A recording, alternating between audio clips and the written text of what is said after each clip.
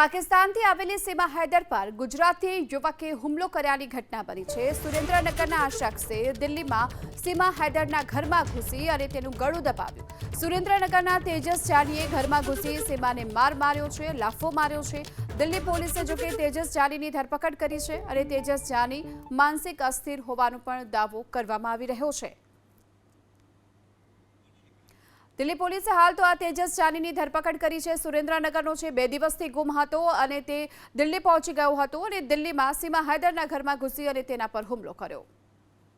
અમારી બાજુમાં તેજસભાઈ રહે છે અને એ ઘણા દિવસથી દેખાતા નથી અને એમના મમ્મી એક્સપાયર થઈ ગયા, એને 6 મહિના જેવું થયું અને એમને મગજે આમ અસ્થિર મગજ કેમ થઈ ગયો એવી રીતે એકલવાયું જીવન જીવે છે અને એકલા જ રહેતા હોય, ક્યારે આવે ક્યારે જાય કોઈ ખબર હોતી નથી અને એમને અત્યારે આ જે ગયા છે, આ બધું થયું છે એ ખુદ અમને ખબર નથી અને આ તો જ્યારે અહીંયા પોલીસ આવી ઘરે ત્યારે અમને ખબર પડી કે આ આવું બની ગયું છે।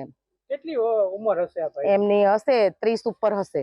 એટલે હાવ આમ હતાશ કેમ થઈ ગયા હોય એવી રીતે એકલું જીવન જ જીવતા હતા, આમ અસ્થિર મગજ કેમ થઈ ગયું હોય। શનિવારના રોજ ગ્રેટર નોઈડાના રાબુપુરામાં રહેતી સીમા હૈદરના ઘરે એક ઈસમ ગેરકાયદેસર પ્રવેશ કરીને તેનું ગળું દબાવવાનો પ્રયત્ન કરેલો હતો અને 3-4 થપ્પડ મારેલી હતી। આ કારણે સીમા હૈદરે બૂમાબૂમ કરતા તેના પરિવારજનો અને પડોશીઓ આવી ગયેલા હતા અને તે ઈસમને પકડીને ગ્રેટર નોઈડા પોલીસને સોંપવામાં આવેલો હતો।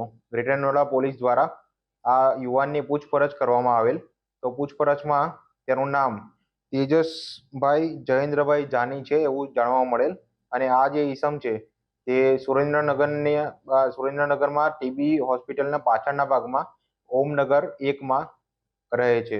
જે જગ્યાએ આ ઈસમ રહે છે તે જગ્યાની તપાસ કરવા માટે ત્યાં ગયેલ તો એવું જાણવા મળેલ કે છેલ્લા 3 દિવસથી તેનું ઘર બંધ છે અને સામાન્ય રીતે આજુબાજુ પૂછપરછ કરતા એવું જાણવા મળેલ કે આ જે ઈસમ છે તેજસભાઈ જયેન્દ્રભાઈ જાની તે એકલવાયું જીવન જીવે છે અને માનસિક રીતે અસ્થિર છે।